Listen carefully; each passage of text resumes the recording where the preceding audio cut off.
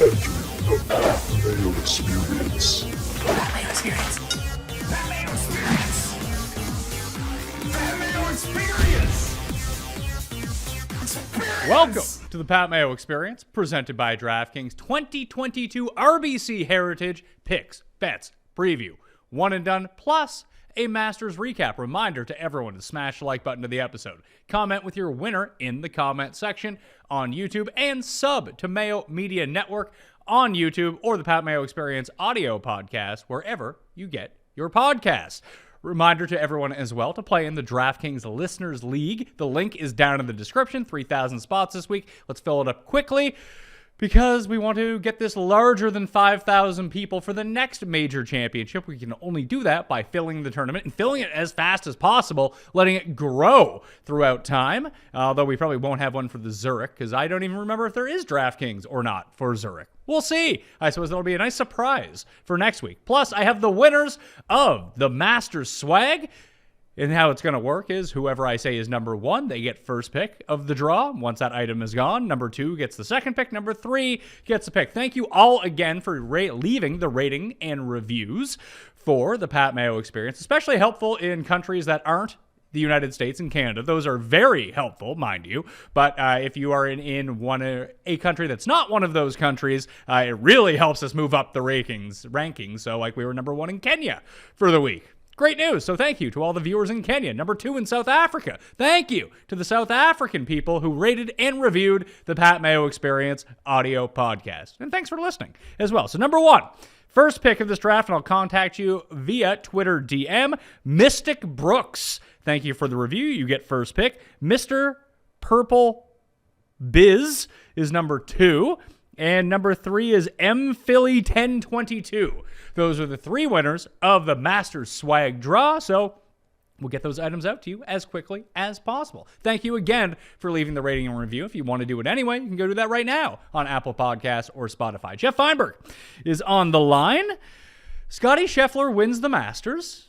It was kind of boring because he was winning by so much. Here's the thing. It's not that I'm against Scottie Scheffler winning the Masters, but if someone is going to win the Masters that doesn't financially compensate me, I always like it to be more of a character. Like, it's kind of fun that Bubba is going to be in our lives forever, as long as he wants to play in the Masters. Patrick Reed is another one. Like, we're just going to see Patrick Reed in perpetuity. Like, Charles Schwartzel's kind of like, I feel like Scottie Scheffler is going to be on that plane once he's past the point of him being really good. It's going to be like, oh yeah, Scottie Scheffler's still playing in the Masters all these years. Maybe he develops like a big personality over the course of the next decade, but I was hoping he would be like Cameron Champ or something like that, just some like crazy outlier. And you're like, oh yeah, that guy won the Masters in 2022. Didn't happen though. It was Scheffler. Yeah, Harry Iggs.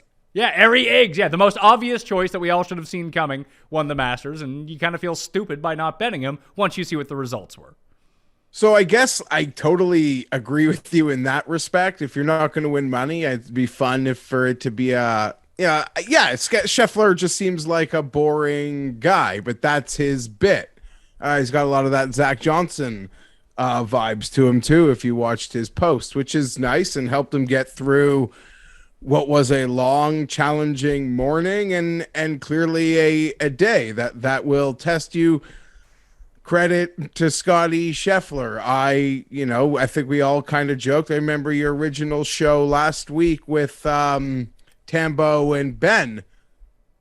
And Ben is like, if Scheffler or Cam Smith win this thing, like, I'm going to be feeling nothing in my pockets. Like, it's going to be a problem. And it was the most obvious Masters really ever, in the sense that the two guys who've been playing the best in the world were really the two guys going into Sunday with a chance. And the two players who aren't the sexiest players and were both sort of in the middle of the pack, that if they were sexy, more name value players in Connors and Lowry, they would have been probably more popular than they were. And they had been like the most stable players in recent, weeks, and they both had fantastic weeks. So it's kind of hard not to kick yourself and be like, I don't know, that just seems so obvious. And you went a little contrarian or a lot contrarian, and you got good, like myself. Yeah, I mean, listen, no one was beating Scheffler. That was kind of obvious when we were doing the Cut Sweat show on Friday night. Even the Andercurse, well, the Andercurse worked in one of two ways. One, he was cheering against Scheffler the entire show, and then I think that when we started the show, it was like tied. Then all of a sudden he was up 5 by the end of the show, and then he said that there was no chance that Scheffler loses, and then, so I don't know which way that he wants it. He wants credit both ways on regardless of whatever the result was going to be. But at that point, it was just like, can anyone make up these strokes? And Cam Smith almost did it. He got within 2 early on Sunday, and obviously Scheffler chips in on 3, and then the lead gets expanded again. It starts to get a little bit tighter when Scheffler makes the bogey, and then all of a sudden Cam Smith is making triple on everyone's favorite hole, number 12. So, I mean, I end up with Zalatoris and Morikawa. They had good weeks. Like, normally, the way that they played would Rory and Zalatoris here. Yeah, like they were in the mix, but it kind of sucks when these are your guys. They perform well, and they had absolutely no chance of winning. It sucks. Rory got to within 3. Scheffler still the 2 par 5s, and I was like, I don't know, maybe there's something from above can happen, but yeah, I misread the whole thing in the sense that I didn't expect the weather to have such an impact on scoring like it did. I really didn't. I mean, what the final score is, with the even being under 10 going into Sunday, I didn't anticipate that. I didn't. I thought it could play easier. And then when it did play easier, the guys that I did have good money on, and Willie and Rory, played fantastic. But I don't know. There's no debating Scheffler before. We've seen these kinds of seasons, Pat, but I feel like we were more prepared for them. Like Jason Day's, he'd already been sort of ascending to that point where he's like a clear-cut future number 1 player in the world. A lot of us love Scotty Scheffler. Like, I don't even know how anyone could have ever said a bad word about him. But did you see him being a number 1 player in the world type player who then's going to get number 1 and subsequently go win the first major after that? To like throat stomp how number 1 in the world he is? No. Oh, incredible. Yeah. Incredible. Yeah, incredible. So I'm trying to think of like this type of run. So it's 4 wins in 6 events, a match play, a major, 2 other wins. And I think you hit on it. The last guy that kind of pulled off this kind of run was probably Jason Day in 2015, right after Jordan Spieth pulled off a very similar run at the beginning of 2015 when he won a bunch of times. Then he won the Masters, and then he won the U.S. Open, and then it just kind of got shifted onto Jason Day, who I think won 4 or 5 times in 8 starts, something crazy like that. There was a Dustin run as well. Maybe it culminated with the Masters Dustin, win. when he fell down the stairs, had like one, I swear to you, 3 of 5 before he fell down the stairs that one time, Pat. And Dustin, before his November win, might have won his 2 previous. But again, like Day was, it's sad. I swear to you, when I first started working with, this is kind of off topic, obviously, but when I started working with Cam, like he promised me Jason Day was going to win a Masters. So I almost had like a sad private PC with Cam. Like, it's sad that like Jason Day's not even in the Masters anymore. And you kind of look at the names yesterday who might be their last ever Masters. That's how weird and prestigious and alluring in many ways the tournament is. But going back to the previous topic, I think when DJ fell down the stairs, he'd won like 3 of 5, like something stupid, and he could have essentially done what Scotty did yesterday. Yeah, he was the favorite too. Looking back at Dustin, like going into the Masters that he did win, that was coming out of the COVID break, obviously. He won at Travelers. That was nice. We cashed a nice one with that. And then he went on this crazy run. He was second at the PGA to Colin Morikawa. He won the Northern Trust, second at the BMW, won the Tour Championship, 6th at the Fall U.S. Open, second in Houston, won the Masters. Like, that's a pretty substantial run through everything. What was the year he fell down the stairs? Was that 2018? Will it Sergio Reed? Yeah, what year was it that he withdrew? Do you remember? I guess it would have had to have been the Reed year. I suppose I can just look up Masters and see what year he didn't play.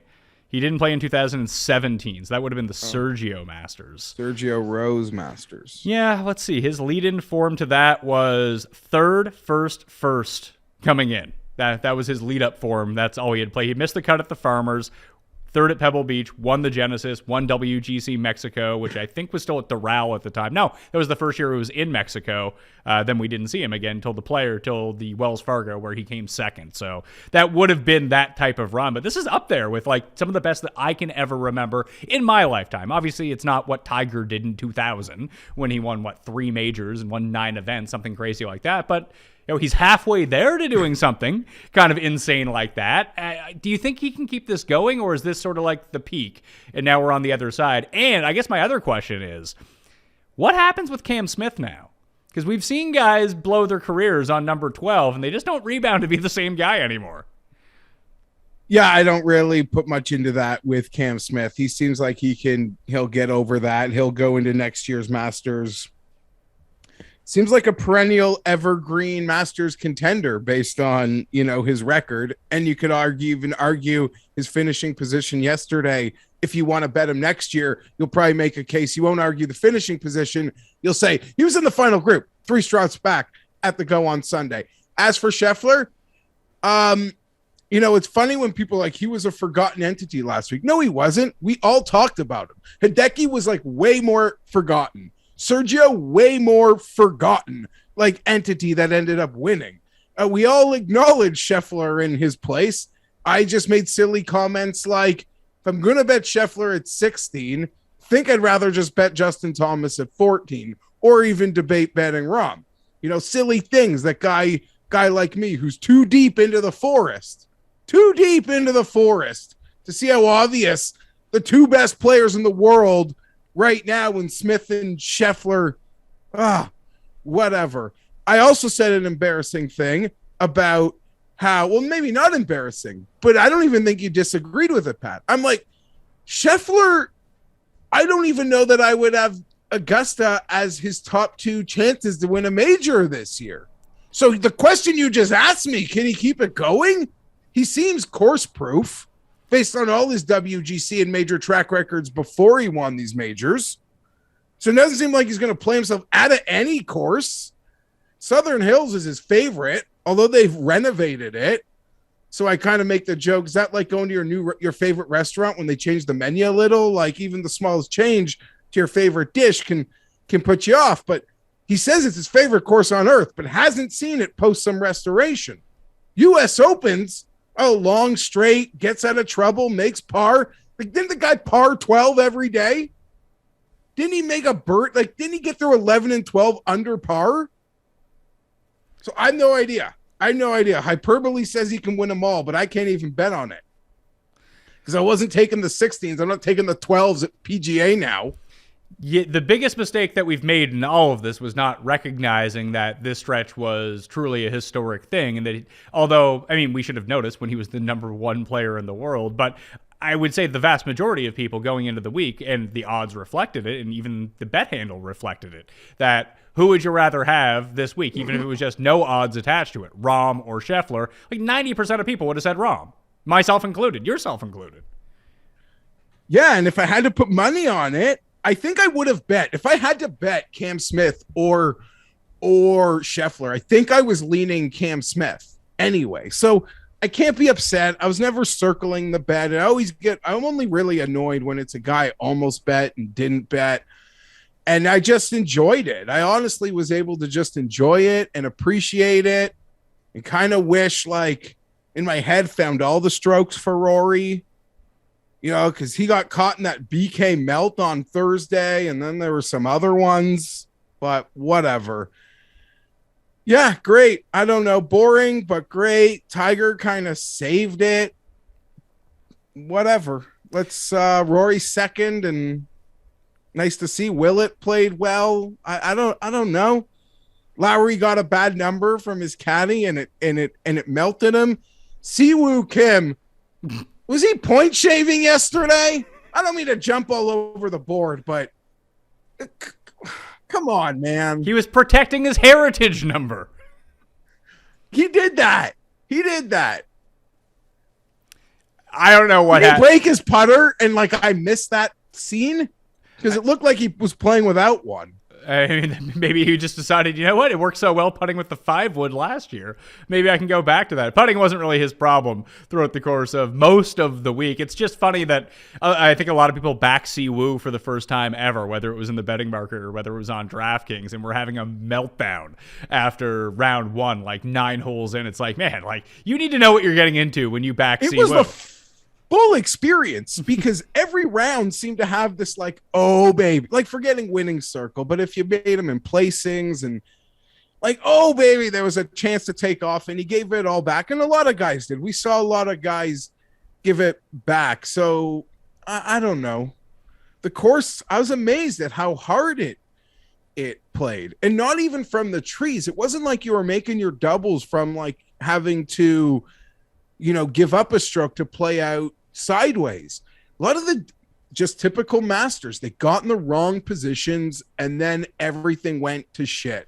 And to Scotty's credit, every time he made a mistake, and maybe it's Teddy Scott on the bag, every mistake he made was in the proverbial right spot where you could get it to inside 12, 10, 8 feet and give yourself a fair look at making those par putts. The part we should have seen coming, because this is what we saw at Arnold Palmer Invitational too. Like, he played flawless golf almost the entire time, smart golf, strategic golf, great course management. And every time that something went haywire, he took his medicine. Was like, if I have to get it up and down from 110 yards, I'm going to do that. I'm going to hit it to 10 feet. And I'm going to make my putt from 10 feet. And that's what he did all week this week, until the very last hole, where if people had wagered on the under winning score, I believe it was set at whatever the hell it was, and his 3-putt at the end dropped it as to hit the over instead of the under for winning score. So maybe he was point shaving at the end. Who knows? And even yesterday morning, I was giving Rory credit for his week because of how hard conditions played. And it shows you how off I was on how hard the course was going to play, because you don't bet Rory McIlroy if the winning score's 8, 9, 10 under. Like, that's the dumbest bet you can make. Golf has shown us that. You bet Rory McIlroy to win when you believe the winning score is going to be a party. So I missed it, like, totally. And maybe that's part of just having to get picks out and doing the content and getting excited and then not caring when things did seem like they could be tricky, but whatever. My bad. Yeah, there was a few guys who I mean, Hatton had probably the strongest words I've ever heard for the course in his post-round interview, when he was just so frustrated that good shots weren't being rewarded. I had a great time. There was no better hilarious group, because I always like to talk about like the runner group that they can show earlier on in the coverage to show you each of the pin placements, each of the holes, how everything's playing. We were gifted Tiger and Rahm and Horschel and Hatton as groupings. That was just terrific. Yeah, the transitions from one to the other, it's something you didn't know you needed. I was getting worried, like they're going to get Hatton barred for life, banned for life, as Pat Mayo would say, these cameras. Because he was getting caught. There were a lot of times. He said some things after the round, but even mid-round, he's like, I don't have to hit this shot all year, and I got to hit it here, and I don't get rewarded. Like, he was just, and that's just like a random shot on a random hole. You know, as they were going back and forth. It was obviously part of the coverage. So he was having a tweaker. And then, Dave Tyndall, who I was planning on giving credit to later for the marvelous, I should say, Stuart Sink tip last year, and noting all of Stuart Sink's post-major performances and how well he plays. He went to see Hatton made a triple, I think, on Saturday. So he's like, I got to watch it. And that's when Hatton started using his club as like a gun, like taking people out. And I'm like, oh my God, they're going to ban him for life. I believe he's losing his mind out here. Hey, maybe that's how he's processing the anger now, shooting his no club more like a gun. Up. Yeah. And Stuart Sink's name is no longer Stuart Sink, as Tiger pointed out. His name is Kitchen, which Tiger, king of the nicknames. Who knew? Didn't realize that about Tiger.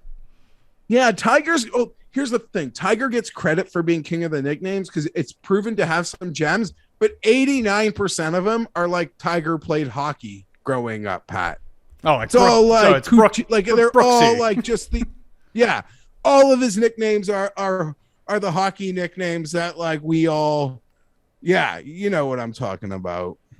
Yeah, I'm sure if people aren't Canadian and didn't grow up playing hockey, they can try to imagine what those are. But for anyone who knows, I suppose you're going to know. Anything you're adding to the list? Like, I always try to make my Masters note so I don't forget for next year. Is Cameron Champ just an auto bet at the Is he going to win a Masters? Why is he good here and nowhere else? Well, he's great at Kapalua, which is a comp course. I guess so. Is he great at Kapalua? Yeah, I think he is. I don't have an answer, but the books aren't. I mean, the books aren't going to give you anything, so I don't know. Like if that's something you want. No, it played harder. I don't know if that'll be a consistent thing. I think that could have been Augusta National just being like, watch what we can do. You know, we still got it. I think the changes. I think on 11 they worked out perfectly. On 15. There are people upset at the, the less, how few or zero eagles. That could have been really just a product of the weather and not really having any days but Sunday where that was truly possible. So maybe I'm willing to give them a mulligan. And I saw a lot of guys, if you were watching featured groups, Pat, on 15, like they created a really big no man's land on 15 where guys are really in some indecision. And I think that's what they wanted. So if that's what they wanted, then I guess they did the right thing. But I think they're always happy when they get this winning score. So they did it. Yeah, I would like to see the winning score somewhere between 8 and 12 under every single year. It just seems really crazy when there's only one guy that can get to that 8 under number, and he's just going to be the runaway winner. And he had shots to spare coming into it, too. It was kind of funny. It's almost good that he missed those putts. I think he mentioned that, too, in his interview after the fact, that, just missing those putts kind of calmed me down a little bit for getting the green jacket, going through the interview. It did not help him try to put his left arm into the jacket, and Hideki tried to roll down his collar. It was a fun scene towards the end. Cam Champ, if we're going to back some of these like lower end guys, because you see some of the names that pop up, should we just randomly try to target past champions and hope it's their year? Because obviously Charles isn't good every year, but he's been good enough years, like once every 3 years, that he's going to pay off if you just do it every time. Willett, as we just saw, is another one, although he just made every putt all week. That's how he ended up where he was. That these like mid-range past champions that are wildly out of form, I think Charles had missed 7 or 6 consecutive cuts coming in, that maybe they just know the landscape so well. And we always recognize the course history plays such a factor at this course that maybe just blindly backing those guys for something, be it a top 10, a top 20, whatever it might be, could just be a strategy moving forward. Yeah, I guess that's always a thing. No secrets there. It's kind. Yeah, but we say that you say that there's no secrets, but no one did it. Yeah, I don't know. I guess they have to establish themselves like some of the other guys of the past. Like they're always just going to lurk around. I don't really have an answer. I'd rather go to the well playing the ceiling of a Bobby Mack or a Cameron Champ, whose name I think you were trying to get out, who I think the course could equate quite nicely to over the years, so long as they still keep getting their invitations. Well, Cam Champ is going to be back next year. It was unfortunate. There was a huge group of guys who ended up T14 that will have to play themselves back into Augusta next year. And the two guys that took them out of the running for that were actually, I think it was Charles and Willett. If those two had dropped back one shot, that all of those guys would have gotten an invitation next year. That was like Harry Higgs, Kevin Na, I think, was a part of that group. Who else was a part of that group?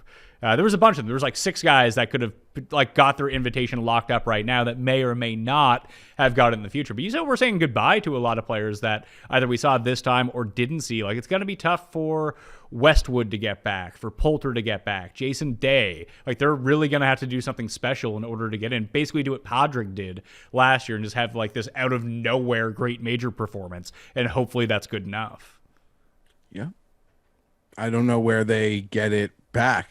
It's hard to find the place. St. Andrews, if like the weather is up, all of a sudden that expands the range of player that can be near the top of the leaderboard, I think. Yeah, no doubt. And this one, man, it played hard from go. Even Thursday, going back, we get the Canadian coverage here, and I was thinking it all morning, but every time they went to the coverage with Dillette and, that we get, the conditions weren't that bad Thursday, and you always see a guy get on a runner Thursday morning, and it just didn't happen. It was a really weird week, but I think it went almost according to perfectly planned for Augusta, minus the really cold temperatures on Saturday. Yeah, I would agree with that. I mean, I don't want to see a Masters where every round is like Sunday, although the Sunday pin placements are far more scoreable. And maybe that was the issue, especially on Saturday, is that it was terrible weather. It was freezing cold for them. When you see Morikawa out there with the neck warmer on when it's like 12 degrees Celsius, it's like, man, I would kill for it to be 12 degrees Celsius right now. I'd be wearing shorts outside if that was the case. But hey, these guys aren't from Canada. They're from California and somewhere in the south where they're used to the warmer conditions. But that seemed to have a big effect. Were you impressed with Morikawa this week? Because I feel like Rory saved Sunday. Tiger saved most of the week from it not being boring for at least the first 2 days. Rory really saved Sunday with the round that he had. And then just the cap off of Rory and Morikawa both making the shots out of the bunker for birdie on 18. It kind of, I don't want to say it saved the day, but it felt like a really big Masters moment, although it actually meant nothing. It was a really big Masters moment because it was just perfectly timed. The drama was essentially dead. And yeah, it was just it was a beautiful moment. Maybe the nicest moment of the tournament that doesn't involve the winner or Tiger, to be perfectly honest. Who do you think is the favorite for the PGA Championship right now? Jon Rahm tied with Scottie Scheffler. It is Jon Rahm by himself at DraftKings Sportsbook at 11-1. Then it's Thomas, Scheffler, and Rory are all 12-1. And then Morikawa, DJ, and Bryson are 14-1. You got to really need your hit if you want to bet the next major the morning after near the top. That market will develop. It will develop, to be honest, a lot more significantly than the Masters market, to look maybe something even like the Players Championship market, because of how much bigger the field is and how history hasn't really finited who can win. Phil freaking won it last year. Still makes me think we're living in some Truman Show bullshit. Phil is currently 80-1 to win the PGA Championship. I've seen him as deep as 150-1 in other places. Although if you bet on Phil right now, and it's a future bet, and Phil doesn't play, you don't get that money back. Not that I think people are betting on Phil, but do you think he's going to play? I was convinced. I'm shocked he didn't play the Masters. I really am. I'm shocked. Like, he didn't just look around. Like, what he did was wrong. What he tried to do was wrong. What he said was freaking stupid. It was. There's a lot of good equity and some bad equity there with Phil. And you see that Deshaun Watson get 300 fully guaranteed. Can you just be like, I'm going to go to the Masters, and they'll stop talking about it in a week. And I'm going to do it because it's good for me. And I love it there. And I've earned it. So now everything, I don't have a clue when it comes to Phil. Maybe he's still working at a deal with this other tour. With Gary Player. Yeah. That's the thing. Gary's on the first. I don't know. Everyone seems. He's paying a price that I don't know people are asking him to pay. I mean, yes, he's lost his sponsors, and that is not fun, and it's been probably very embarrassing. But now he's self-imposing some NCAA sanction on himself, which involved missing the Masters. I don't think this is on himself. I think that someone told him to sit this one out, because I don't think that he would do that. Or he just doesn't want to take the heat right now. And I do agree that this would have been a place where he could have been protected. And Tiger came back. Would have been oh yeah, Phil, and your thing, blah, blah, blah, blah. And then Gary Player is wearing his color, and everyone's like, okay, whatever. I don't know. Well, no one gives a shit about Gary Player. That's why. No, but I just mean it's all just... Yeah, no, I agree, but I just mean it's not like the Masters banned any Gulf Saudi anything. Or maybe Gary Player will get that strongly worded letter like his son did for his ball hawking at last year's Masters. Again, it just feels like he is paying a price maybe more than he needs to. And I hope he's defending champion. If he can't come back to the PGA, it would make me sad for Phil. For Phil also. When do we see Tiger again? Is it going to be the Open at St. Andrews? I'm not really sure. I mean, do you think, is there anything between, is he just going to try to play majors like nothing at all?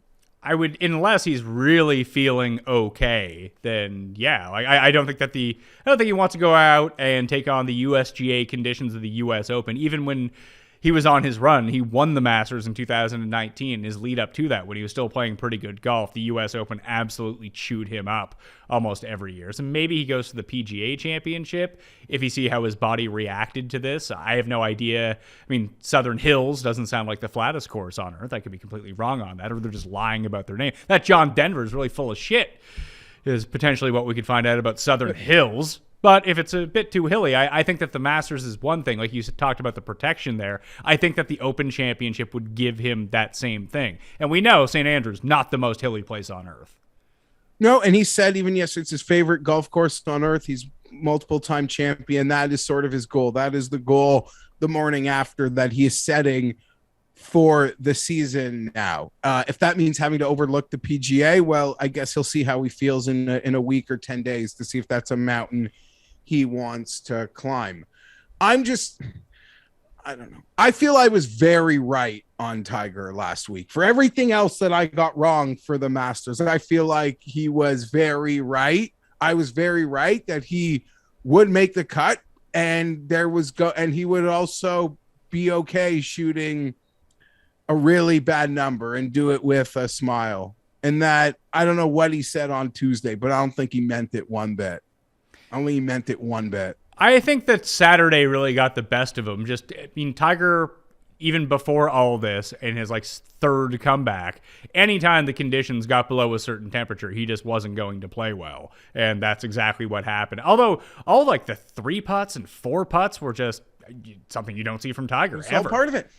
People were acting like, Pat, that he won even the Zozo, because he won the Zozo before he won the Masters. But people were acting like he won that 2019 Masters in some kind of similar circumstance. No. That he wasn't back on tour for a year and a half. That had lows to start and brought questions of what could be possible. People acted like it was the same thing. That was the weirdest part about last week for me, from a lot of intelligent golf fans. And I don't know, never mind. I took so much heat for saying whatever. Some frisky Europeans might dare finish better than him. Well, the biggest thing is that you claim you kind of wanted to pick on Tiger at this plus money. The problem was that none of that plus money ever emerged. None of it. It was Tiger. Even the only he was a plus 175 underdog to Patrick Reed. Yeah, no, the books did not I was just saying, all I was, if they dare correlate outrights, and he was 50. So I was like, if they give me the 80s at anything close to pick'ems, I will just play them. And I highlighted Sergio and Fleetwood. But what they ended up doing was they took the 80 in Patrick Reed and said, no, you got to lay minus 180. No, that was a Tiger or nothing bet. And people tweeted me about it because they saw last week's show, and I said, that's Tiger or nothing. I wasn't talking about that aspect, but I think he came into the week, I don't know, the way he was after, I think we can get to a different place. I was convinced that now we're into Thursday, he'll win again on the PGA Tour if he wants to play 9 or 10 events a year. And maybe that includes majors. He'll win one of those other events. But if he actually wants to take the major seriously, he's got to find a way to play before them somewhere, somehow. Even Phil, playing the senior events, gave so much credit to how much that helped him win a goddamn major championship. So I do believe he can win again on tour. I believe we saw it. Like, we saw the I'm convinced he can win a tour event. A major, pretty much going to say little to no chance, in my opinion. He needs to pick and choose his courses. He almost needs to take the Kevin Kisner approach, and frankly, the courses where Kevin Kisner plays well are probably the courses where Tiger Woods is currently going to play well. Like, this week would have been an awesome week to see Tiger. I think he would win it. I don't think he would win, like, this week at Heritage, but I think this is a tournament where, and a course, in a venue, that he can still have success at, even at age, like, 50. If the Heritage wanted to be next year, set itself up to be a Tiger tune-up event for a major championship, I assume he would go. He talks about playing a limited schedule in the future. I don't think that's just going to be majors. I don't know whether WGCs would be allowed to make an exception they can make their own rules, so they could. And he's won so many, they could create an exception. If you've won X amount of WGCs, you're automatically invited to any of them. Good luck catching that number to any of you else. But I do think there are a handful of spots that can work perfectly for him. And I'm not talking about like the Oppo field events. Yeah, he's not. Yeah, Tiger's not playing at the Corrales Punta Cana, or he's not playing Puerto Rico. But I'm thinking like Sony, Honda, Heritage, Colonial, Sedgefield, those events. Yeah, exactly. He can win. He can win again, and it was great to see. And I think in many ways it goes down as his 6th greatest Masters achievement. Better than a second place in some regard. Did you think that it may have been over for Scheffler on 18 on, was it Saturday night, when he just shanked it into the woods? They couldn't find the ball right away. I can't believe he escaped that with just a bogey. That was incredible. But I will throw this out here. And here's one rule of golf I really don't like, and I know that golf people are going to get really upset with me about it. When you're taking a drop and you get 2 club lengths, whatever club you use to take those lengths, I think has to be the club you use to hit the ball. I think that's only fair. You can't just use your driver for everything. That's not fair. I don't know. They've got to fix. If you hit the ball in the fairway, you shouldn't have a penalty of being in a hole. That gets me worse than anything. Did I think he was the bogey Scheffler made on 18 and the par Cam Smith made on 18 on Saturday were both all world.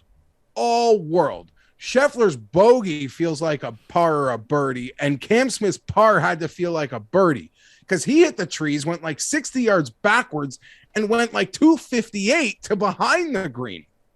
And he was in the Justin Thomas spot on Saturday that derailed his real hottie, and he got it to like 2 feet. Scheffler, yeah, that could have been weird because that was incredible. Because he, even with that great bogey save, he woke up apparently Sunday morning thinking he wasn't worthy or capable. No, we all suffer from some sort of imposter syndrome, and some of the best people in the world are propelled by that. That's why they continue to achieve, because they don't feel like they deserve what they have coming, and they need to continuously prove over and over that they need to be winners. I'm not knocking anything, but it must be like, is it easier? Like, whatever good or bad happens, I'm not in control of it. Like, it's God. It must be a very easy place to be. I don't really know. It's not something I really subscribe to, but yeah, maybe that's why people do it. Maybe that's why all the athletes are so all in on God. Just, out of my control. Let the big man take care of it. What else do we got? Is that it for the Masters? Do you want to move on? Was there anyone else who sneakily impressed you? Min Woo Lee, maybe? Thing is, that was nice. No, I don't know. I mean, that was no. I think the coverage was also really bad in how delayed some of the information was, and then they're so good at spoiling things. And I'm not even the Faldo spoiling Rory making the bogey was birdie. Sorry, making the birdie on 18. That was very That's what's garnered a lot of attention, but that happened all week, and that bothers me a ton. That's all. I thought the coverage was pretty good. I saw people in Canada complaining there was very little Corey Connors content on Sunday, but when you're not in contention to win and you're an absolute nobody, they're probably not going to put you on the broadcast. Trust me, I've bet on enough guys that I really like that they don't show on the broadcast because they're just, unless they're in the lead or a shot off the lead, you're just never going to see them because they want to show Justin Thomas. I mean, we barely got a lot of Zalatoris until he started making a bit of a run. He's a way bigger name than Corey Connors. The weirdest thing about it, and I guess they just have so many like interlude things they want to show, like just Scheffler and Cam on the green for 40 seconds with no one talking. I mean, like a putting green and them walking. But it's more so my complaint of they'll show you highlights, Pat, and the guy's like 2 holes ahead now. Yeah. Of the highlight that they're, you know what? showing. I don't care when it's set up like it is, with the coverage that they have, whether it be through the Masters app, whether it be what we get up here in Canada through TSN and just kind of scraping those feeds and showing them on TV, or just simply going to the app and seeing the shot 30 seconds after it actually happens, almost in real time of any player that you want. You can set up the My Groupings on that tab on the Masters, and it shows you can get all of that. The broadcast that they are showing you is the main feed. It's not for us. It really isn't. And my dad doesn't fucking know the difference. So You're right. But this is the problem, though. This is the problem. In a nutshell, Rory on 10 yesterday. He has already chipped it in on 10. So what they have to do now on CBS is they show us Rory's long approach. And then they don't want to make it like they're so far behind. So they do a couple minutes of other things. And then 4 minutes later, they show us the chip. But the first shot they show, he's already chipped in. But now they have to set it up because that's what TV does. So they have to spend 8 minutes essentially setting up something that already happened. And that's all. It's something I noticed. And you're right. It's not for us. It is for our dads who don't give a shit about any of that. They're not seeing on the app that Rory birdied 10. They're just seeing on the Chiron on the TV all they need to know and care about because they don't give a shit about anyone in 14th place in a lineup or 37th place. Exactly. All right, let's move on to the RBC Heritage, my favorite tournament of the year, Jeff. It only took us 42 minutes to get here. Harbour Town Golf Links on Hilton Head Island in South Carolina, where Stuart Sink ran away with it last year. Par 71, 7,100 yards. Pete Dye course. Obviously, the prize pool is a lot less than it was a week ago at Augusta National. Still, it's a very good field. We saw this coming out of COVID, where this was the second tournament out of the COVID hiatus, and like every big player in the world ended up playing those first few events. One was at Colonial, which is actually a comp course to this one. And it was funny that you had the 3 in a row. You had Colonial, Heritage, and then Traveler. So 2 Pete Dye courses, 2 short courses. It was really interesting to have similar style courses coming out of that back-to-back-to-back weeks. Normally you don't see that. And now, last year, it went back to normal. Like Morikawa played, Dustin played, all the Team RBC guys are definitely going to play every single year. Whether it be, is Webb an RBC guy or is he just like this course? Because DJ most definitely is. No, Webb is an RBC guy. And I feel like RBC made a big ad in the last year, but I'm drawing a blank on it. Nonetheless, I suppose I could look up Team RBC. It's all the Canadian players. They're all Team Royal Bank of Canada. But you got DJ, you got Webb. I think Cooch is Team RBC as well. It's led by Dustin. Yeah. Team RBC runs deep. Snedeker, Kuchar, Graham McDowell. Harold Varner III is actually on Team RBC now. Do you want to? Yeah, there's Harold Varner III, like RBC posters at my club as they're getting set for next year's Canadian Open. I found that funny. That's like he's poster guy. Well, I mean, let's get into the favorites. This field's really good. After sort of a down year, I'd say it's probably the best. I mean, I don't remember like way back in the day, but it's probably the best non-COVID influence field there's ever been at this tournament. Justin Thomas is the favorite at DraftKingsSportsbook.com. 9-1. Morikawa is 12-1. Cantley's 14. Cam Smith coming off his runner-up Was he runner-up or was he third? Either way, he's 16-1. Daniel Berger is 18. Shane Lowry is 18. Matt Fitzpatrick is 18. Dustin Johnson is 18. Russell Henley, 22-1. Corey Connors, 25-1. And I'm still looking at the PGA Championship. Is that everyone that's below? Yeah, that's it. That's your entire crew. Those 10 guys are all below 30-1. The weird thing is you can grab some of these other guys at other spots at way better odds. For example, I bet Daniel Berger at 30-1 at other places. Multiple other places have that number available too. Yeah, really weird one. I just was taken aback at how strong the field was. I wish a lot of these guys didn't want to play. I'd have made a lot more bets, but now it's just this purgatory of, I don't know. A lot of these top players look pretty good. And Heritage, Pat, it's gotten the Kodaira, it's gotten the Pan, and it's gotten last year's Sink. But it's also known for feeding the top as well. Webb was 20-1. Furyk, Kuchar used to bring this sucker down at like 16-1 with regularity. So it's one of those outside of the Wesley Bryant one, which was probably 50-70, which I hit. I don't remember how much I won. I just remember he went to Taco Bell after, which I thought was super cool. It's kind of just been the top or the back. No, because we had Grace here as well the week after. Oh, yeah, 40. Yeah, that was a 40. That was a great little double barrel. Yeah, so the past, Rick tweeted this out earlier. Sink was 100, Webb was 20, although I'm pretty sure we bet that at 28 because he missed the cut at Colonial the week before. That was a Tim Anderson burning gif. Yes, it was. And that was a four-way tie going into Sunday. It was like him, Hatton, Answer, and Neiman, I want to say, and Sergio ended up coming in fifth. Sergio had a great tee to green week that week and just could not make any putts.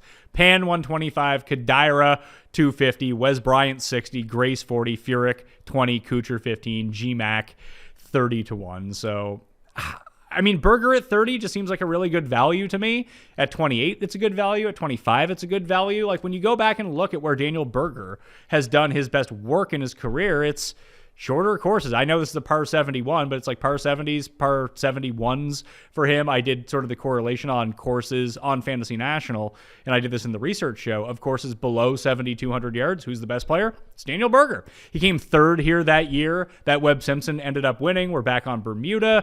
That should only be beneficial to him. And he had a bad week last week, but it was a good week until everything went south. So I'm not too concerned about guys that played in the Masters.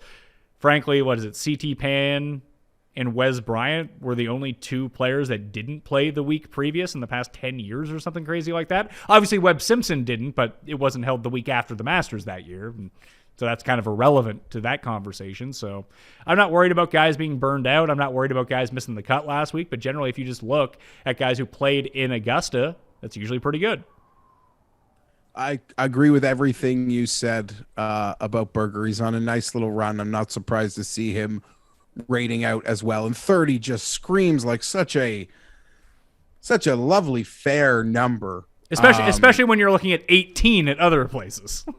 Yeah, when you're looking at 18. But I don't want to bring this conversation like back around to this, but like I'm sure there are people, Pat, who would have bet Dustin Johnson last week at 16 or 18-1 and might feel like they should just go back at Dustin Johnson at 16 or 18-1 in an event like this. The other thing about those past winners, they all seem to have this similar game, like Webb, Kuchar, Furyk, even the other guys, the longer shots on that list. Dustin Johnson doesn't. That doesn't mean he can't. We've seen Bryson come to the second place here. I think it's always been a nice Bryson course. And I'm always winded way of me saying, kind of waiting for one of these just real monsters to overpower this course because it seems very capable for them.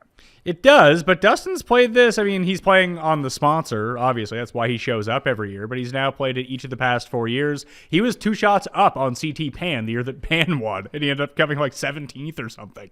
But 13th, 17th, 28th, 16th, he's been good, but it seems like he doesn't try for half the rounds while he's here. It's just really weird to see. And Jason Day used to play this every single year. year, even when Jason Day was really good, and he didn't end up winning. I have my 2 bets in, and I bet Berger. I'm trying to go with a similar type of guy, and that is great, can get really hot with the irons, and who can make a ton of putts. Those are the only 2 things I care about this week. And the guys we rattled off as guys who have won this event, that's what they do.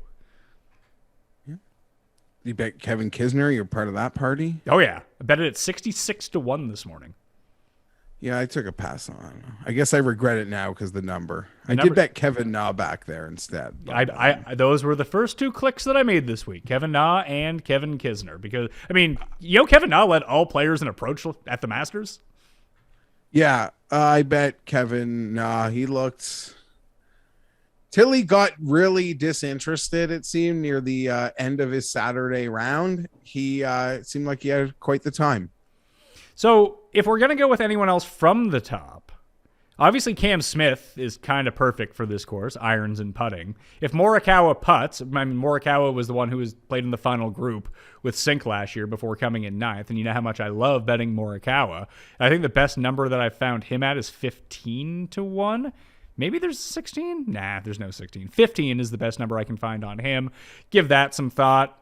Cantlay's Anderkurst this week, so we can probably cross him off. Lowry and Fitzpatrick, though. DraftKings Sportsbook has some sort of thing with Russell Henley where they refuse to be taken by Russell Henley ever. It's like they actively do not want any action on him. He's 22-1. Webb Simpson is 35-1. Hatton is 35-1. Billy Horschel is 35-1. Russell Henley is 22-1. That's a weird one. I don't mind Fitzpatrick, and I'm thinking about Fitzpatrick and Lowry, and I guess maybe you could throw Connors into that conversation, but Fitzpatrick seems to be the one. I've seen it as high as 25, Pat. That could be the bet in front of 30 that I am tempted to make. Yeah, Fitzpatrick and Lowry both 25 at that same spot that we were both looking at. They still have Abraham Answer on the board, though. Answer withdrew, right? Yeah, he withdrew, and I got my ears were up early because I saw him listed on some books, not others. There was no word on an official withdrawal. I would have bet him at 50-1 this week. I'm telling you that right now. But clearly something's up because he's withdrawing the 2 border events of the Masters, one of which was his hometown event. And this is what it is. But an event that I think he's finished second at before, Pat, and a course that just screams Abraham Answer. 50-1. I'd have made that bet out of the gate this morning if he didn't withdraw. Let's go to the middle tier. Because, frankly, talking about the Justin Thomases and Patrick Cantlays of the world is just not all that interesting because I don't think that we're going to be backing them at a course like this, which if they go out and beat you, it's like Scheffler last week. Then you eat your losses and move on to next week. So, Hatton. A lot of that's been happening. Yeah. Simpson, Hatton, Horschel, Neiman, Sungjae, Spieth, Noren McNeely, Fleetwood, Kokrak are the next 10 up on the betting board from 35 to 55. And even after that, as we go back down a little bit farther, Kevin Na is 70, Kirk, Merritt, Kuchar, Kim, 65. Hadwin, who the stat model loves this week, likes him more than... Right. I don't understand how they can price Henley where they have Henley price, but not have Hadwin up there as well, because Hadwin rates out just as good as Russell Henley does by the numbers in the short term. Noren, Varner, Cam Young, Kevin Na, you got Luke List up in this range as well. Like if you wanted to build an entire card of the guys from 35 through 70, I can see that making a ton of sense. DraftKings Sportsbook is still hanging the 70 on Kevin Kisner at the moment, too. Let's see. Now it's been beaten down to, in the past 20 minutes, it's been beaten down to 55-1. That's going to be the popular bet this week, right? Yeah, you didn't update it in a while. It was 55-1 before I showered like an hour ago. All right. Well, I was just. I showered. I was trying to provide some cover here. You're just fucking throwing Paul under the bus. Oh. Yeah. Thanks, Jeff. Sorry, I didn't.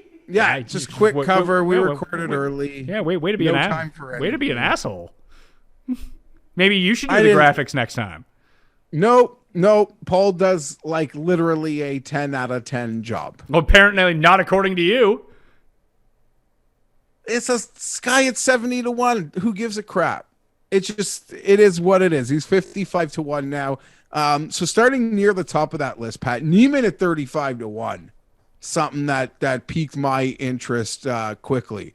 And it could be a guy that If you include the burgers, I could build this whole card at like from 30 to 70. Because that you just that list you reeled off, there are a lot of names that just speak to my heart at a field like this. Neiman's certainly one of them. 35 to 1. I already mentioned, unfortunately, the answer withdraw. I'm in on Kevin Na. This is a Siwoo Kim. Might just have to have like some. I will have to be exposed to Siwoo Kim on some level this week, even though I cussed him out pretty hard, having getting some air yesterday. At about like 2:45. Oh no, that's when the leaders teed off. Whenever I was getting that air and he was on his gorilla bogey run, I couldn't contain my anger because it cost me a lot, to be honest. The two that I was looking at, I'm with you on Neiman and Hatton and Webb. Like, you can make a very compelling case for all of those guys, and I think it makes a lot of sense. The two that really stuck out to me were Im and Horschel. I don't understand why Billy Ho is getting beat down like this. Like, isn't this the type of course where Billy Ho would actually win? Is Im still 40 on DraftKings? He is on DraftKings at the moment. Where are you at, Billy Ho? He's 35 on DraftKings. I am staring a 50 in the face, though. It's a good number. Are you looking that up on 50 on Im? No, 50 on Horschel. Oh, yeah, I might have seen that. Yeah, that seemed attractive. Other than he's a guy that I don't bet really ever. And sometimes it can burn me. Put on quite a show yesterday for our television viewing. Anything 40 to 50 to 1 in this field seems like a nice fair number for Billy Horschel. I think I went through it I think I did the filtering, but you can do it on Fantasy National, fantasynational.com/Mayo to get that 20% off of like all the courses that I consider comp courses to this. So it would be RSM, Sony, Wyndham, Colonial, like those four. You can add in Honda, you can add in the players. The reason I don't like throwing those courses into that mix is because the data can be like really not sticky from it, because two bad approach shots at Sawgrass and all of a sudden like you don't pop up near the top of anything anymore because you were -8 for one round in terms of approach. I'd rather just throw that out and look at ones that are a bit more stable year to year, and like Horschel does really well on those. Kisner, weirdly, like the stats wouldn't rate out Kisner as being really good this week, but when you go back and look at where he's played well this year, it's all the places where you would just expect Kisner to play well. Sony, the players, the match play. Did really well at the Masters, obviously, but this is another tournament where he has played really well over the year. Lost in the playoff to Furyk. He has another 2 top 11 finishes. He has some bad performances as well, but I was encouraged with what I saw at Augusta, weirdly enough. I thought his irons looked much better than they had basically any time that wasn't the match play so far this year. Yeah, all very good points, and I like you pointing out that I think that's important when wanting to make an outright bet on a guy who maybe hasn't played the best, but the courses that he plays well at, he's played well at this year, as important as anything.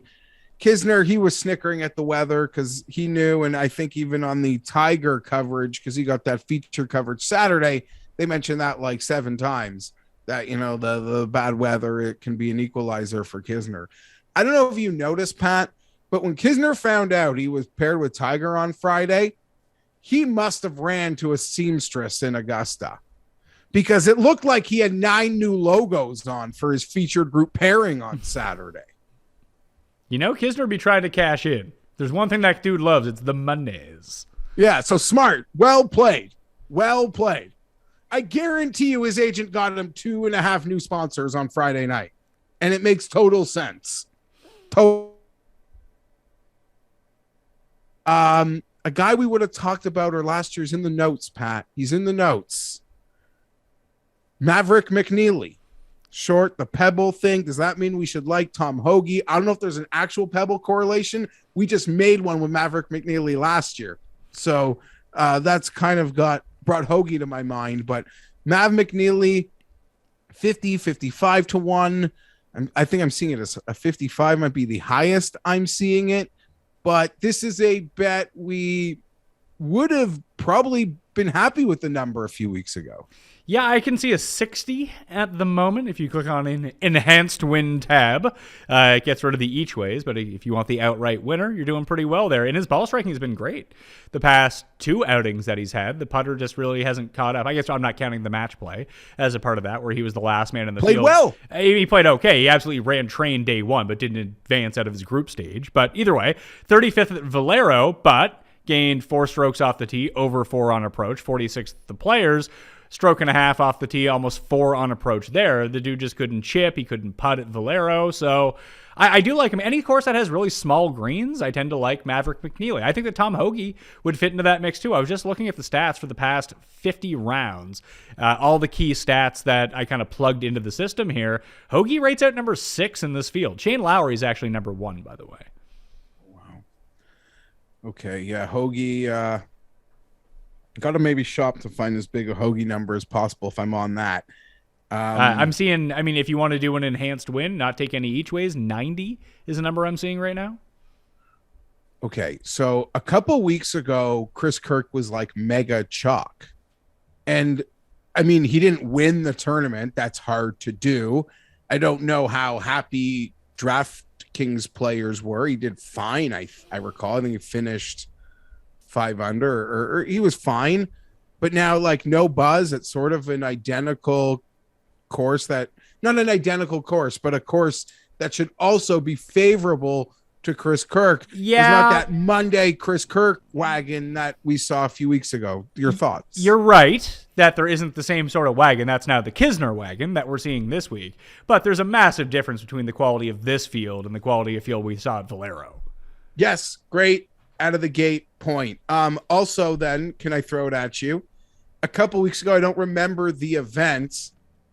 I don't think it was the Players. If it was, that'd be alarming. But there was a lot of Alex Noren love. That was Valspar. So that was also Valspar. That was Valspar. He came in 12th that week. I guess this is again just to the field strength, right? Like that's why we aren't. Yeah, because I don't think he did anything to change. If you said finished 12th, so why should any of that hype go away? Well, the hype goes away because you see how he ended up getting to the 12th, and you can spin it as a positive or a negative, that he wasn't just going to gain 5 strokes on approach every single event and continued to gain off the tee. The chipping was great, and he gained 5.2 strokes putting, and that's what propelled him to the 12th place finish. Now, he had been putting okay coming in, nothing crazy like that. He had the big spike in Phoenix, but it was the ball striking that had been really good for Alex Noren. Then that went away, but he was able to compensate. Like, you want that sometimes. It was the old Sungjae move where he was always good at all 4 facets of gaining strokes. It's just he was never good at all 4 of them in the same week, but he was able to utilize one to make up for a deficiency in another. That's what we're seeing out of Alex Noren at the moment. So yeah, I'm not totally against that. Of that middle tier, like Hadwin, McNeely, and Noren really do stick out, but then we have other guys who either play well at Pete Dye courses or short courses, or this course in particular. I'm kind of talking about Jason Kokrak at 55-1. Yeah, a great week for Kokrak last week at the Masters, where I think he was quite underowned, right? Yeah, no one, everyone took that. The move, I guess I don't know how it worked out in the optimals, because you probably needed like Scheffler, Cameron Champ, Charles Schwartzel, just that people like that build no one was getting to. But everyone wanted to use that low $7,000 range on DraftKings, myself included. That was like List, Cam Young, Si Woo, and Bobby Mack. Those 4 guys were all $7,100 and $7,000. Then there was that range from like 72 to 77 that had Bubba and Patrick Reed and Westwood. I think he was a part of that mix. And that's where Kokrak fell as well. And everyone from that range was like 4% owned. And they all, I think, made the cut and played well. I hadn't really thought about Kokrak, but I did see that he had those 2 nice weekend rounds upon making the cut. So I'll circle back. I'll circle back to that one.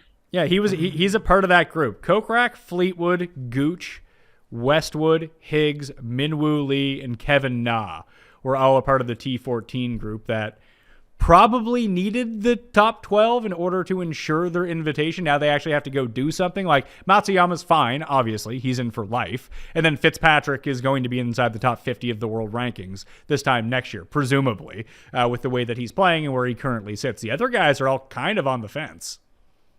And DraftKings might have the strongest Fleetwood number on the market. I think it's a 55. 55-1 is correct. Yeah, so I'm seeing as low as 40. He's been playing very typical, I guess.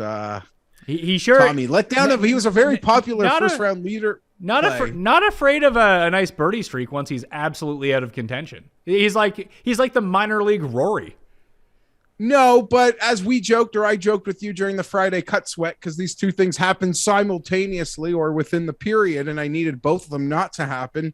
Fleetwood made a triple on Saturday that just derailed everything. I would probably rather that than, even though I'm betting Berger just decided to bogey 3 holes in a row. Like, you know, I could look at it and be like, Fleetwood just got in that one situation. The other guy rode the train. Anyway, it was just negative points for me in a big way. Last one I want to mention because he rated out so well. He's actually 100-1 on DraftKings Sportsbook. Elsewhere, it's probably by far the best number on the market. I'm seeing like 60, 66, 75 at other places. Brian Harman. Okay. This is a perfect Brian Harman course. Get hot with your irons, get hot with your putter. It's not too long. Driving means relatively little. And when I went and did the Pete Dye filter, no one better on Pete Dye courses than old Brian Harman, number 1 in strokes gained total. Yeah, so again, he's another guy. I want to say, would it have been out of the Players? He would have been super chalky that week. Was he chalky at the Players? Yes, I believe that he was. No, the week out of the Players. Or maybe it was the Players, but he played great, I think, at the Players. He did play really well at the Players. Let's see. He was 6.2% on DraftKings at the Players. He was 7.5% at Valspar and 7.4% last week. So I'm clearly missing something, but that makes everything you said there aligns. And now my perception is going to say that sounds a lot like a player like Russell Knox, who played great at the Players and had a really strong week in Texas as well, where he was out front for quite a bit of it on a get hot with the putter second shot golf course, where it seems like he's putting decent. Knox? I mean, you bring up Knox every week. How's that doing? How's that going for you? It's not, but he's been cashing like other ways, and he's been a nice little DFS. He's been cashing. I mean, we're doing a betting show here. You can't even play DFS, and I know you don't bet top 20s. What are we talking about? I'm just saying he's the same player as Brian Harman. No, he is absolutely not the same player as Brian Harman. Okay. Russell Knox's ball striking is going to be very consistent. Brian Harman's ceiling is higher, but they're the same little guy who does the same things. Harman's a better putter. Harman putts. Knox doesn't. That's a massive difference. No, I understand that, but this is the type of short little course that works well for Knox, and he's playing in good form. That's a better argument than saying that he's like Brian Harman. Brian Harman is a significantly better putter, but they do a lot of the same shtick.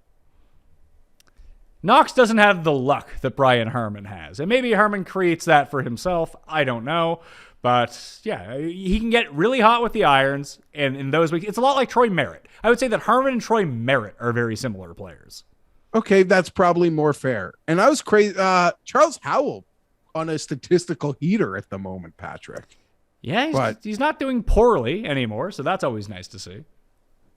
I don't really have anything to offer in front of 100, but there are a few guys sitting where some hundreds are available that I could talk about. Okay, if you can get the 100 at DraftKings Sportsbook on Brian Harman, I would like that number. I'm still searching for that number that is available to me. That's hard. Well, that's a great number because it's as low as 50. Yeah, like it's a really good number. Wow. Above 100-1, obviously you got the Gim Reaper. That's more than likely a good bet. There's a guy who's like Russell Knox. He does the same stuff as Russell Knox. He hits a ton of fairways. He's really good with his irons. Can't putt, can't chip. And you hope this is the week that he can do that. I guess. That's probably more adequate. Or maybe even comparing like Knox to Varner. They'll get it to 6 feet, but he might not make the putt, so don't be upset. Varner's interesting this week. He was second here. Was it last year? The year? Yeah, it was last year. He was second place. Him and Griot were both there. Probably wouldn't go with Griot, but Varner's odds have been kind of cut to nothing. Who is it that you like from beyond 100 to 1? Okay, well, I am seeing, more so a question on 100 to 1 because another guy who's just been really popular, Cam Young, seeing 100 to 1s available. I think I would go with the shorter. Like I see Merritt at 120 to 1. I think I'd have more interest in that. Okay. Any love for like Fratelli having been in some nice forms? Because I see some 90s, 100s on him. I can see it. Yeah, probably not where I'm going to go with this, but we've seen enough bombs win at the course over there. The two statistically that did really well for me, obviously Lahiri is playing some good golf right now. That could be a potential route that you go on. But Nasty Nate Lashley keeps popping up everywhere. Snedeker, former winner here, keeps popping up everywhere. And who was the other guy? Henrik Norlander at Valero. When I went back and looked at Valero stats, was like striking the shit out of the ball. Couldn't make any putts. Maybe this. Yeah, I saw people live betting Norlander because he was striking the shit out of it at 100 to 1, but he obviously couldn't get anything going. And the other one for me, I mean, Nick Watney and Luke Donald continue to pop up for me. I'm not betting either of those two jabronis, but I might just get sucked back into my guy Higo, who was a very impressive even after day one at the Masters, that I think was 9 over his next 9 holes to open Friday. So that was not good, but he's up there. He's 250 to 1. Yeah. Okay, I'm not just naming names because all of them somewhat are attractive. Aaron Wise, I'm seeing a parade of 100 to 1s. I see that as well. Dude can't putt anymore. Davis Riley, he's just kind of popped a few times this year, north of 100. I don't know if this is the course though. Very specific, I think, maybe in the type of player. Well, I agree with you that I do think there's a certain type of course and a certain type like of the event. Lahiri type, right? Like yeah, but I don't know what the course is. Like I feel like it could be any course. It's just he's good once every 5 weeks. And this can get giggled away, but I can't not ask about him anymore because I stopped, or maybe I should stop asking. He can contend because that's what he's been doing. But Bo Hostler showed an ability to really unnerve when things mattered at Valero, though, hitting a Fienberg bunker shot. Yeah. Listen, I bet Kevin Kisner, and Kevin Kisner's doing it. I mean, the approach can get really bad for Hostler. It generally does not for Kisner. But if you need, like Hostler in 3 of his past 4 starts has gained, basically he's averaging 6 strokes gained. And at the Players, he lost a stroke and a half and ended up missing the cut. He's not cashing in on these weeks when he has these spike putting performances. And that really worries me because there's only so many times that you can gain 10 strokes on the field chipping and putting and still come in 4th. Like you should be winning those events if that happens. Okay. And we can get out of here because we went long, but I got to ask you because I made a mistake. Knox to Harmon, not fair, stupid, shame on me. But Denny McCarthy to Harmon could be fair, and the McCarthy stats are really across the board in a nice place headed into an event like this. Wish the field wasn't so strong at the top, though, but, A tournament where he's played well.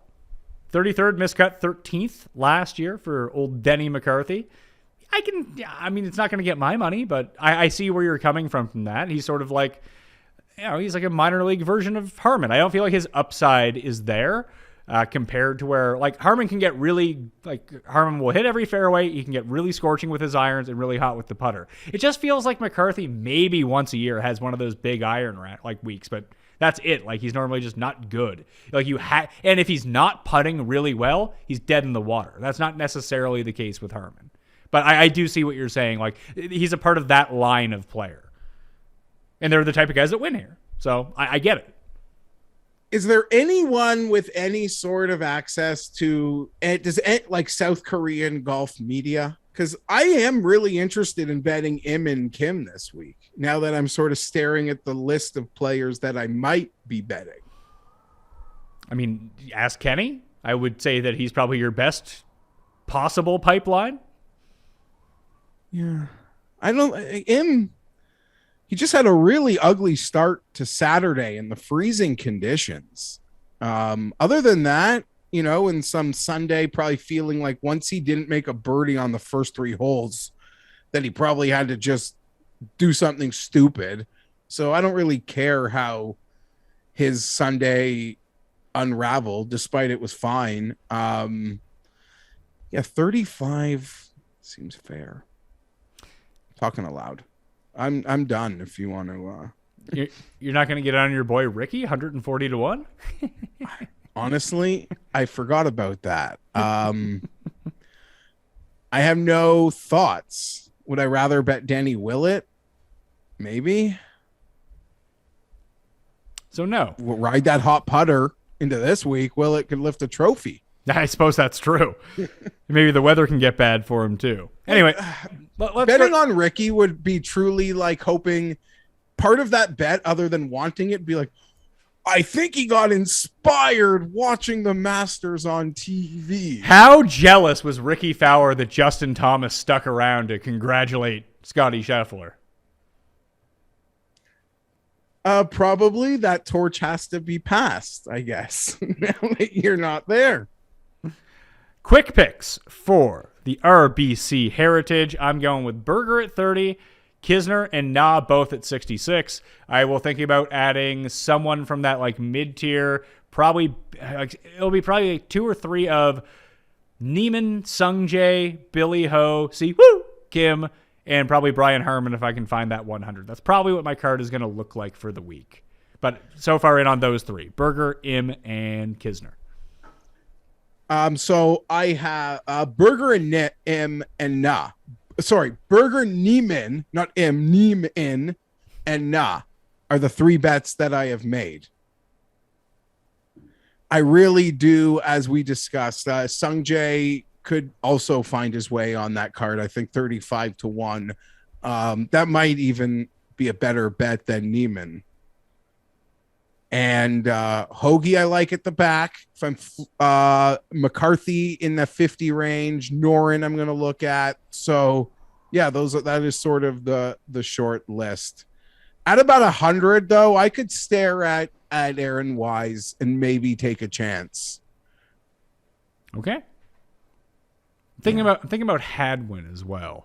Just because the numbers like him so much, and maybe I should just start trusting the numbers that I program into things and what they tell me. Just because the number. If you had to bet in front of 30, like in front of 25, who would you pick? Not including Morikawa. Justin or Morikawa.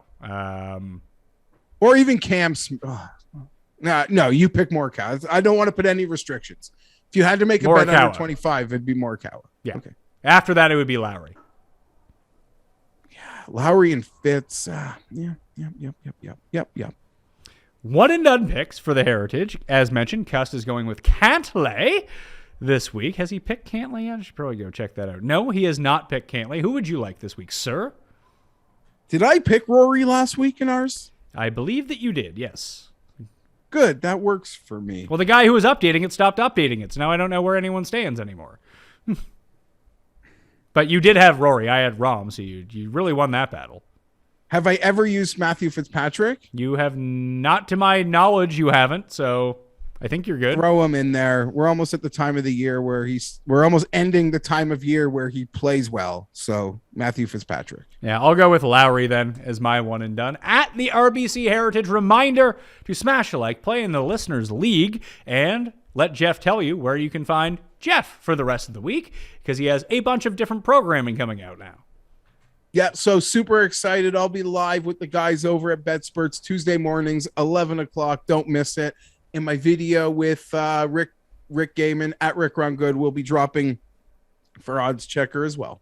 All right.